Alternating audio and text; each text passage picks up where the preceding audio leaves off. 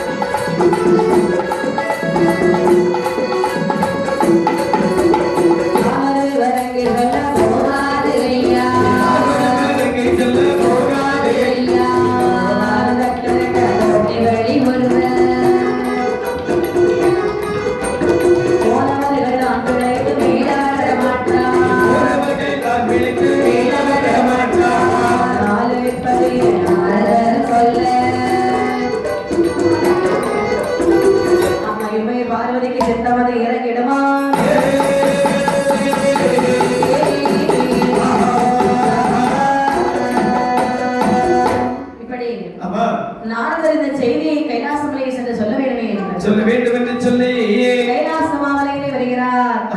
நாராயணம் நாராயணம். வருக நாரதரே, வருக வருக வருக வருக வருக. தங்களுடைய மனமானது நல்லுறவாகவே இருக்கட்டும். சரி நாரதரே, என்ன தங்களை பார்த்தால் எனக்கு பயமாக தான் இருக்கின்றது. ஏன் தெரியுமா? பயமா? முன்னொரு சமயத்தில் ஒரு மாங்கனி வைத்தியனுடைய குடும்பத்தை சின்னாபனமாக பிரித்திருந்தவர் அல்லவா? ஆமா ஆமா.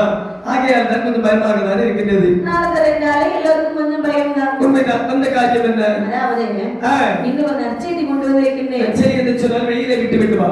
நற்செய்தியில நற்செய்தி, ஒரு நற்செய்தி. என்னப்பா? அதாவது நான் தக்காபுரம் சென்றிருந்தேன். தக்காபுரம்? ஆமா. தக்காபுரத்திற்கு சென்றிருந்தாய் என்று சொன்னால் என்னுடைய மாமா மாமி எப்படி இருக்கிறார்கள்? அவர்கள் எல்லாம் நலமாகத்தான் இருக்கின்றார்கள். ஆனா என்ன உங்களைத்தான் ஒரு மாதிரியாக பேசுகிறார்கள். என்னைதானே? அவர்களுடைய மகளை நீங்கள் கடத்தி சென்று விட்டீர்களாமே? அது உண்மைதான். அதற்காக என்ன சொன்னாங்க தெரியுமா? என்னப்பா? ஆண்டி கண்டார் ஐயோ பித்தன் ஐயோ திரைசூடி பிச்சைக்காரன் என்று கேவலமாக பேசுகிறான். நாரதரே, என்ன தங்களுடைய வாயிலிருந்து இந்த வார்த்தை வருகின்றதா இல்லை என்று சொன்னார் என்னுடைய மாமா தக்கமகராஜன் தான் சொன்னாரா? அவர்தான் சொன்னார். அப்படியா? இத பாருங்க, என்ன உங்களை போய் ஒரு பண்டாரத்தை பிறகு செய்ய போகிறார். சரி.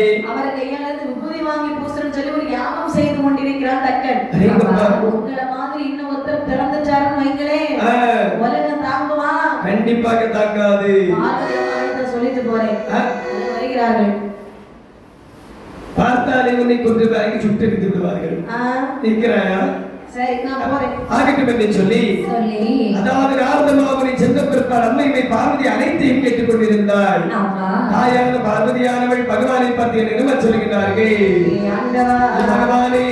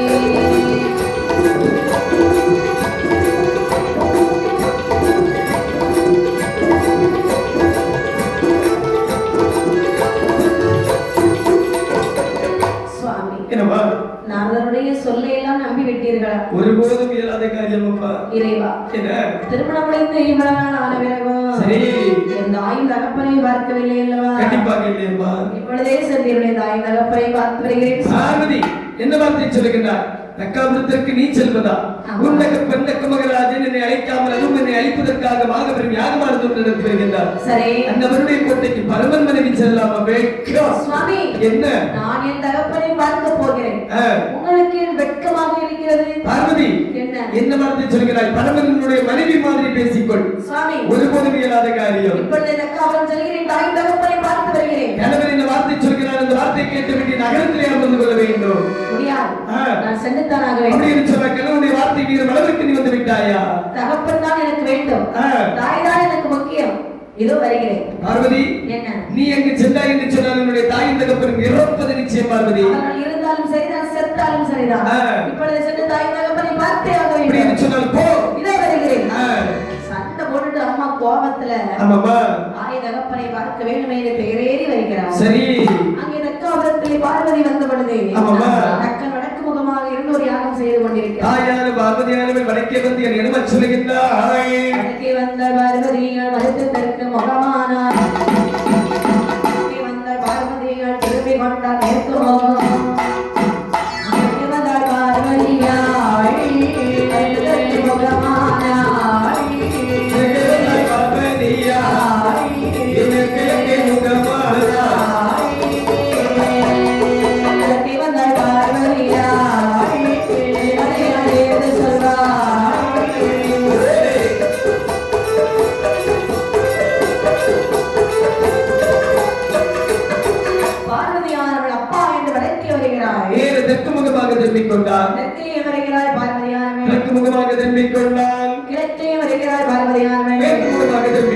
இப்படி நாலு திசையும் சுற்றி சுற்றி வரும் பொழுது அங்கு உள்ள முனிமார்கள் சொல்லுகிறார்கள், அதாவது உன் மகள் பார்வதியானவள் வந்து அப்பா அப்பா என்று சொல்லி அழைக்கக்கூடிய நேரத்தை தாங்கள் எதற்காக முகமது சாதிக்கிறீர்கள்? சரி, இப்படி இருப்பது சரிதானா? அடைய முனிமார்களே என்ன என்ன சொன்னீர்கள்? அதாவது உன் மகள் பார்வதியானவள் வந்து அப்பா அப்பா என்று சொல்லி அழைக்கக்கூடிய நேரத்தில் எதற்காக மௌனம் சாதிக்கிறீர்கள்? இவள் என்னுடைய மகள் என்று உனக்கு தெரியுமா? கண்டிப்பாக. நீ பார்த்தாயா? ஆமாப்பா. அழுத்து பேசு. என்ன? இவள் யார் தெரியுமா? யாரு? எனக்கு இவளோ மகளுமில்லை, நான் இவளுக்கு தகப்பனில்லை. எனக்கு இவள் தான் மகளுமில்லை, மகளுமில்லை, நான் இவளுக்கு தகப்பனில்லை.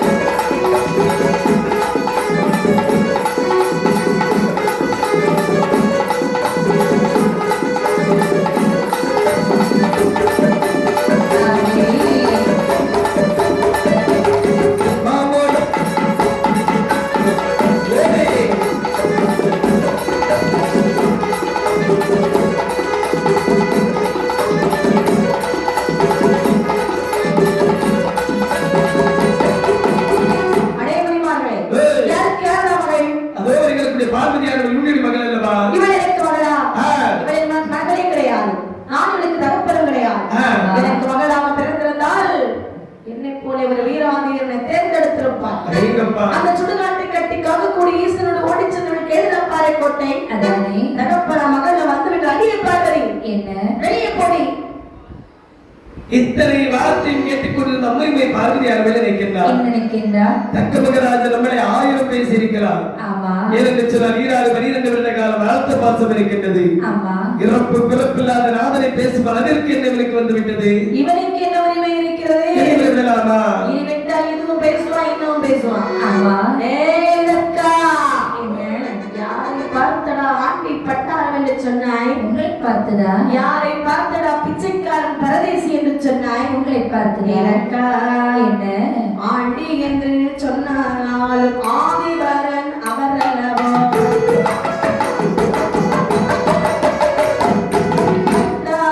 ஆனாலும் பரமசிவன் அவர் அல்லவா? பிறந்து கொண்டு சிதைத்தாலும்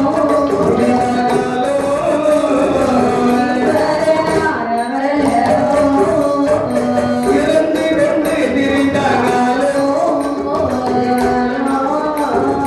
ஈஸ்வரன் அரவரல்லவோ. இவனுக்கு வேள்வியிலே வீரப்பாய் நிச்சயமாய்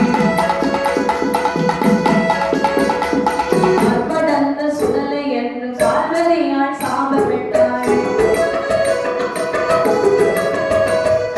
சாபமிட்டு பார்வதியாள் கையிலே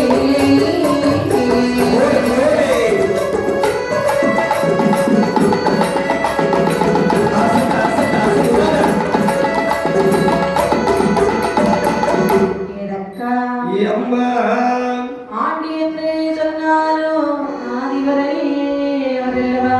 அவர் ஒரு இறப்பன், இறந்து கொண்டு திரைந்தாலும் ஈஸ்வரனார் அவரல்லவா? அவர் ஒரு மாடேறி. மாடேறி ஆனாலும் மகாதேவர் அவரல்லவா? அடியே பார்வதி, என்ன? தக்காபுரத்திற்கு வருவதற்கான தகுதியை இழந்து விட்டாய். என்னை மகள் என்று நினைக்கக்கூடிய தகுதியை நீ இழந்து விட்டாயடா. மரியாதையாக என்னுடைய கோட்டை விட்டு வெளியேறிவிடு. இல்லை என்று சொன்னார். என்ன செய்வாய்? இடையில் இருக்கக்கூடிய உரைவாளை எடுத்து உன்னுடைய தலையை வெட்டி இந்த வேதிக்குள்ளே போட்டு விடுவேன். ஏய்,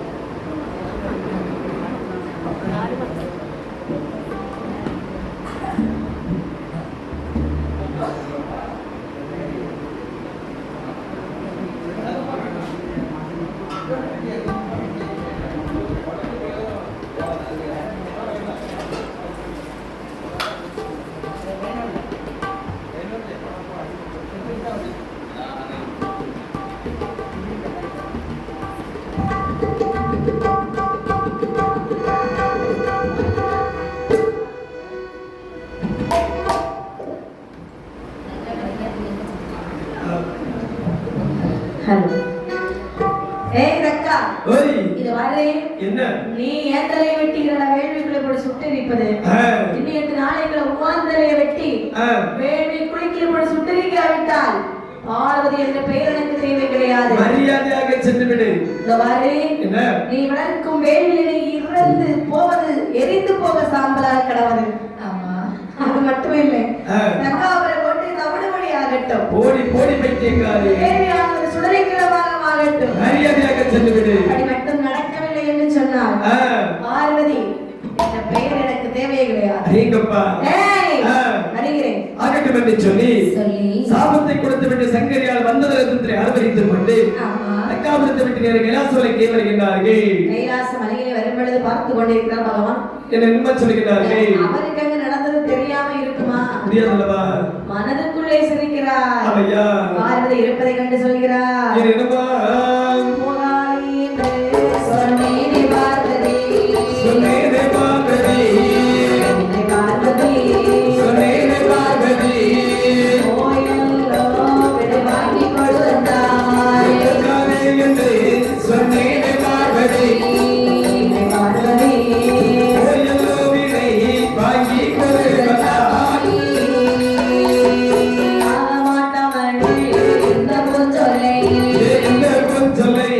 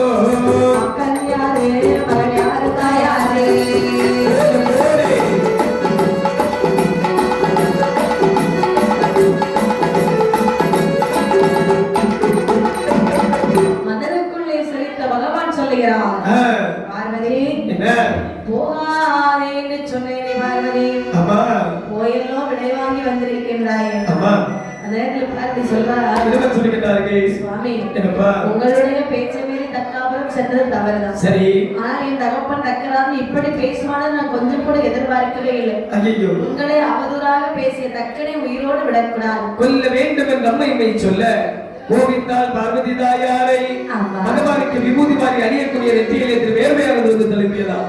அந்த வேர்மையை வைத்து வெட்டாமலியில விட்டறியக்கூடிய நேரத்தில் அதில் ஒரு வீரன் வந்து பிறந்தானா. அவனுடைய தோற்றமாக எப்படி இருக்கிறது என்று பார்த்தால்